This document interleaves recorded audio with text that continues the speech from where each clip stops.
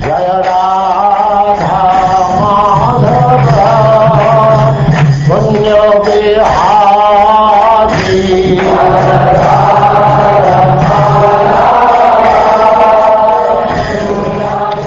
And now Chapter 4. The Hamsa Guhya prayers offered to the Lord by Prajapati Daksha.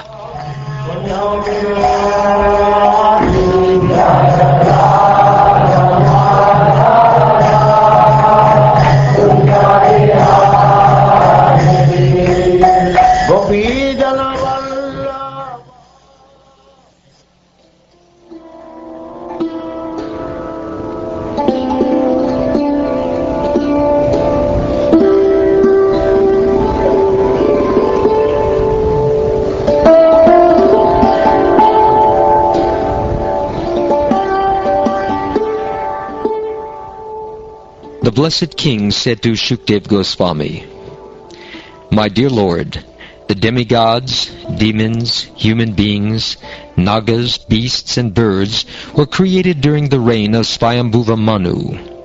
You have spoken about this creation briefly in the 3rd canto. Now I wish to know about it elaborately. I also wish to know about the potency of the Supreme Personality of Godhead, by which he brought about the secondary creation."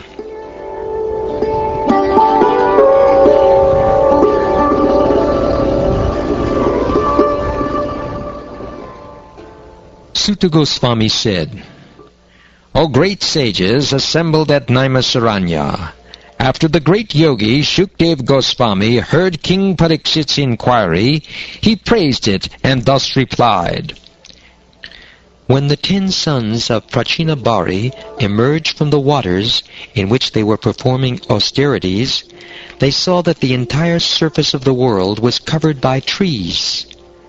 Because of having undergone long austerities in the water, the Prachetas were very angry at the trees. Desiring to burn them to ashes, they generated wind and fire from their mouths. My dear King Parikshit, when Soma, the king of the trees and predominating deity of the moon, saw the fire and wind burning all the trees to ashes, he felt great sympathy, because he is the maintainer of all herbs and trees.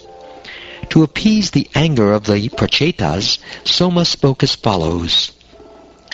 O greatly fortunate ones, you should not kill these poor trees by burning them to ashes. Your duty is to wish the citizens all prosperity and to act as their protectors. The Supreme Personality of Godhead, Sri Hari, is the master of all living entities, including all the Prajapatis, such as Lord Brahma. Because he is the all-pervading and indestructible master, he has created all these trees and vegetables as edibles for other living entities.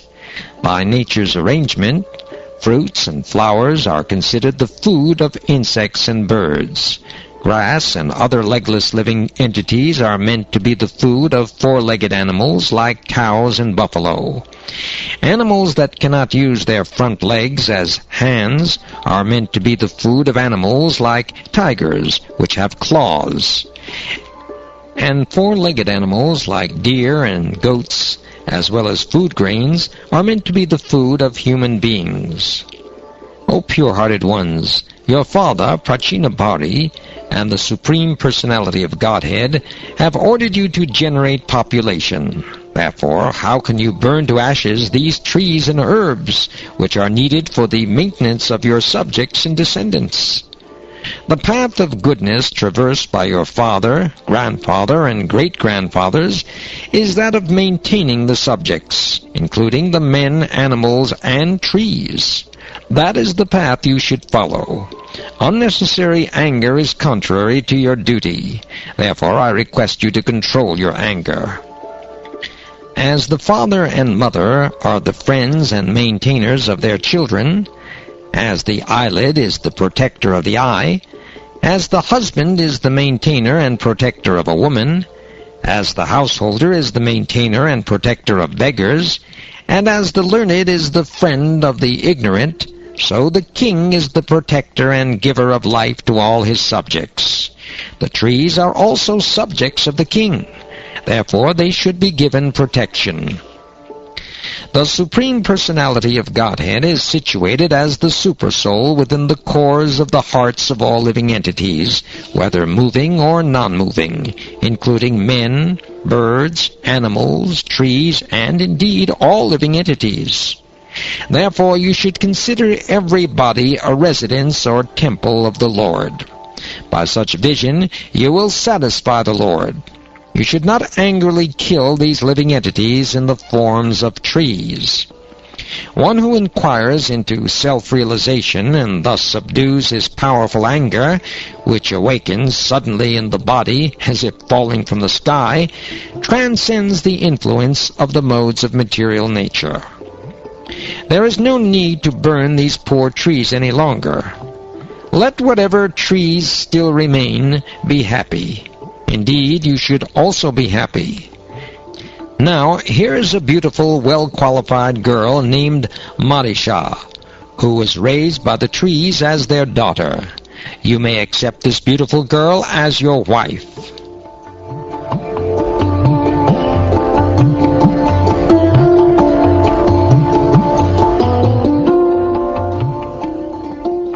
Shukdeva Goswami continued, My dear king, after thus pacifying the Prachetas, Soma, the king of the moon, gave them the beautiful girl born of Pramlocha Apsara. The Prachetas all received Pramlocha's daughter, who had high, very beautiful hips, and married her according to the religious system. In the womb of that girl, the Prachetas all begot a son named Daksha, who filled the three worlds with living entities. Please hear from me with great attention how Prajapati Daksha, who was very affectionate to his daughters, created different types of living entities through his semen and through his mind. With his mind, Prajapati Daksha first created all kinds of demigods, demons, human beings, birds, beasts, aquatics, and so on. But when Prajapati Daksha saw that he was not properly generating all kinds of living entities, he approached a mountain near the Vindhya mountain range, and there he executed very difficult austerities. Near that mountain was a very holy place named Agamarshana. There Prajapati Daksha executed ritualistic ceremonies and satisfied the Supreme Personality of Godhead, Hari, by engaging in great austerities to please him. My dear king, I shall fully explain to you the Hamsa guhya prayers, which were offered to the Supreme Personality of Godhead by Daksha, and I shall explain how the Lord was pleased with him for those prayers. Prajapati Daksha said, The Supreme Personality of Godhead is transcendental to the illusory energy and the physical categories it produces. He possesses the potency for unfailing knowledge and supreme willpower, and he is the controller of the living entities and the illusory energy. The conditioned souls who have accepted this material manifestation as everything cannot see him, for he is above the evidence of experimental knowledge. Self-evident and self-sufficient, he is not caused by any superior cause. Let me offer my respectful obeisances unto him. As the sense objects, such as form, taste, touch, smell, and sound, cannot understand how the senses perceive them, so the conditioned soul, although residing in his body along with the supersoul, cannot understand how the Supreme Spiritual Person, the master of the material creation, directs his senses. Let me offer my respectful obeisances unto that Supreme Person who is the Supreme Controller. Because they are only matter, the body, the life airs, the external and internal senses, the five gross elements, and the subtle sense objects, such as form, taste, smell, sound, and touch, cannot know their own nature, the nature of the other senses, or the nature of their controllers. But the living being, because of his spiritual nature, can know his body, the life airs, the senses, the elements, and the sense objects. And he can also know the three qualities that form their roots. Nevertheless, although the living being is completely aware of them, he is unable to see the Supreme Being, who is omniscient and unlimited. I therefore offer my respectful obeisances unto him. When one's consciousness is completely purified of the contamination of material existence, gross and subtle, without being agitated as in the working and dreaming states, and when the mind is not dissolved as in sushupti or deep sleep, one comes to the platform of trance. Then one's material vision and the memories of the mind, which manifests names and forms, are vanquished. Only in such a trance is the Supreme Personality of Godhead revealed. Thus let us offer our respectful obeisances unto the Supreme Personality of Godhead, who is seen in that uncontaminated transcendental state. Just as great learned Brahmins who are expert in performing ritualistic ceremonies and sacrifices can extract the fire dormant within wooden fuel by chanting the 15 Samidani mantras, thus proving the efficacy of the Vedic mantras, so those who are actually advanced in consciousness, in other words, those who are Krishna conscious, can find the Supersoul, who by his own spiritual potency is situated within the heart. The heart is covered by the three modes of material nature, and the 9 material elements, such as material nature, the total material energy, the ego, the mind, and the 5 objects of sense gratification, and also by the 5 material elements and 10 senses. These 27 elements constitute the external energy of the Lord. Great yogis meditate upon the Lord, who is situated as the Supersoul, Paramatma, within the core of the heart. May that Supersoul be pleased with me. The Supersoul is realized when one is eager for liberation from the unlimited varieties of material life. One actually attains such liberation when he engages in the transcendental loving service of the Lord, and realizes the Lord because of his attitude of service. The Lord may be addressed by various spiritual names which are inconceivable to the material senses. When will that Supreme Personality of Godhead be pleased with me? Anything expressed by material vibrations, anything ascertained by material intelligence, and anything experienced by the material senses or concocted within the material mind is but an effect of the modes of material nature, and therefore has nothing to do with the real nature of the Supreme Personality of Godhead. The Supreme Lord is beyond the creation of this material world, for he is the source of the material qualities and creation. As the cause of all causes, he exists before the creation and after the creation. I wish to offer my respectful obeisances unto him.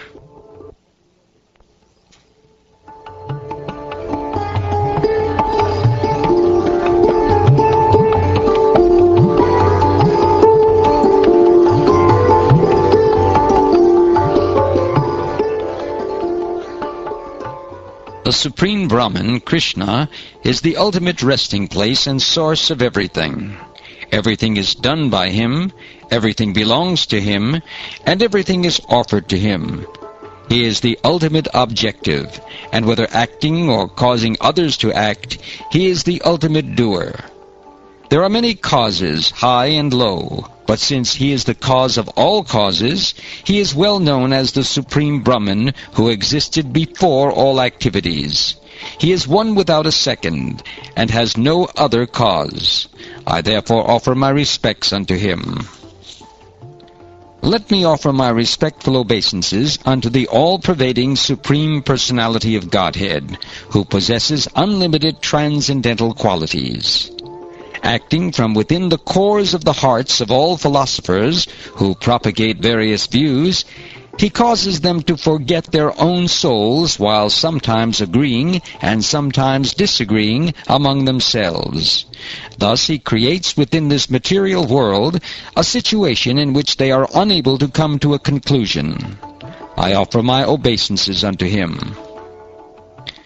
There are two parties, namely the theists and the atheists. The theist, who accepts the supersoul, finds the spiritual cause through mystic yoga. The Sankhyaite, however, who merely analyzes the material elements, comes to a conclusion of impersonalism and does not accept a supreme cause, whether Bhagavan, Paramatma, or even Brahman. Instead, he is preoccupied with the superfluous external activities of material nature. Ultimately, however, both parties demonstrate the absolute truth because, although they offer opposing statements, their object is the same ultimate cause. They are both approaching the same Supreme Brahman, to whom I offer my respectful obeisances. The Supreme Personality of Godhead, who is inconceivably opulent, who is devoid of all material names, forms, and pastimes, and who is all-pervading, is especially merciful to the devotees who worship his lotus feet. Thus he exhibits transcendental forms and names with his different pastimes. May that Supreme Personality of Godhead, whose form is eternal and full of knowledge and bliss, be merciful to me. As the air carries various characteristics of the physical elements, like the aroma of a flower or colors resulting from a mixture of dust in the air, the Lord appears through lower systems of worship, according to one's desires, although he appears as the demigods and not in his original form. What is the use of these other forms? May the original Supreme Personality of Godhead please fulfill my desires.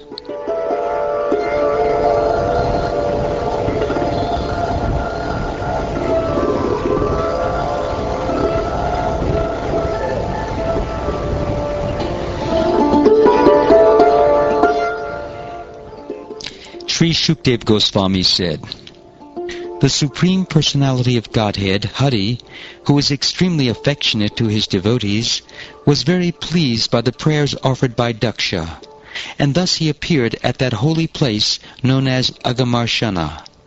O Maharaj Parikshit, best of the Kuru dynasty, the Lord's lotus feet rested on the shoulders of his carrier, Garuda, and he appeared with 8 long, mighty, very beautiful arms.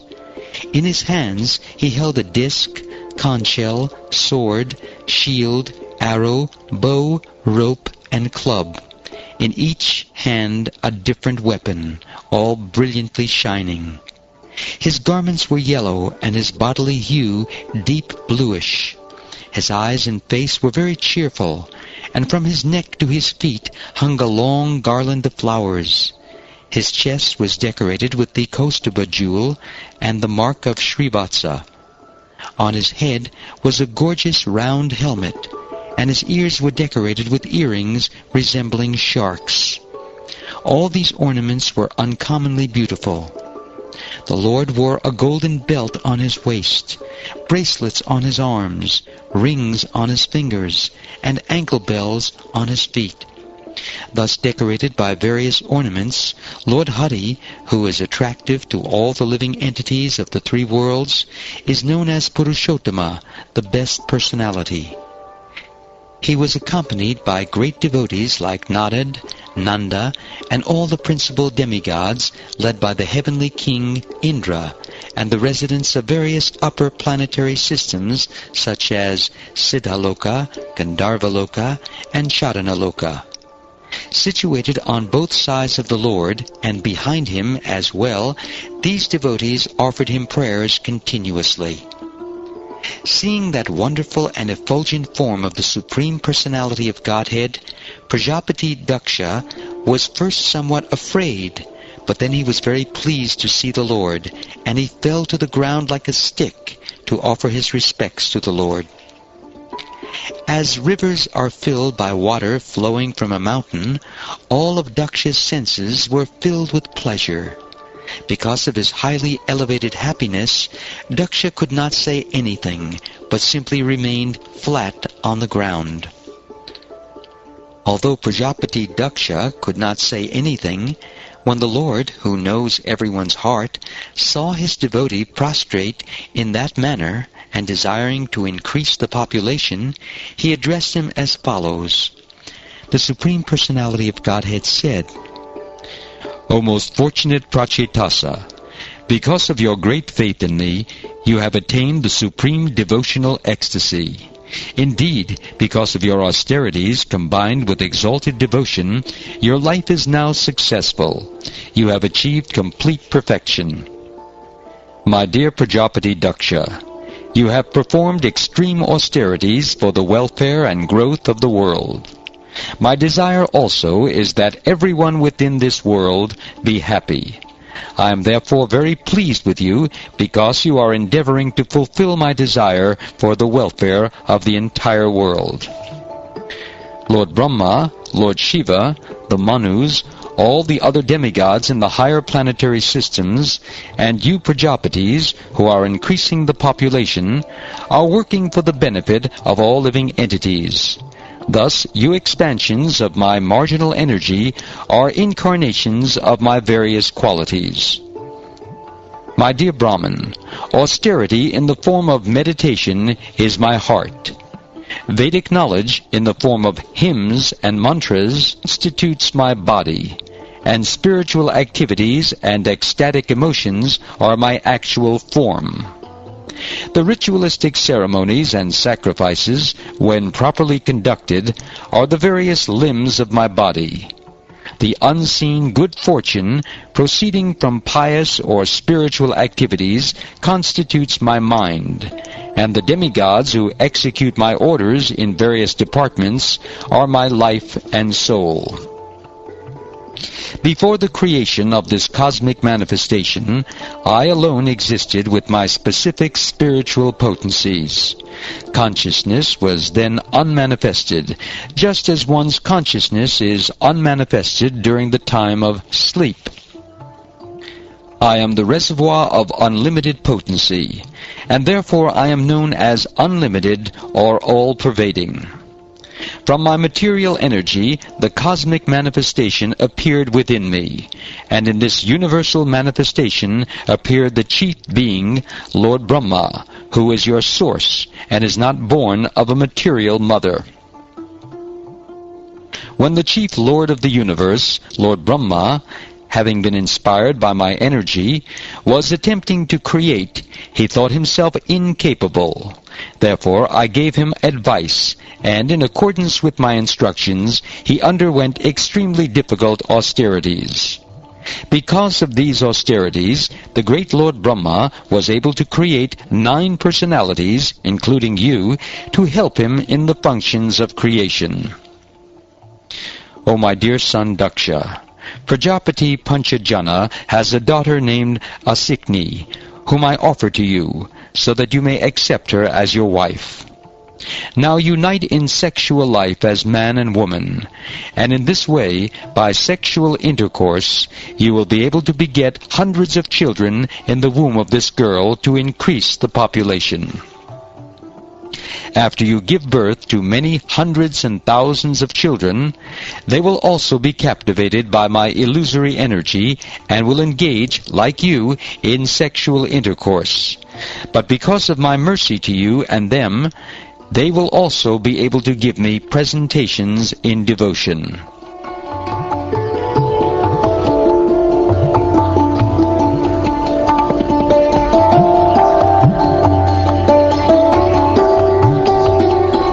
Shukdev Goswami continued, After the creator of the entire universe, the Supreme Personality of Godhead, Hari, had spoken in this way in the presence of Prajapati Daksha, he immediately disappeared, as if he were an object experienced in a dream.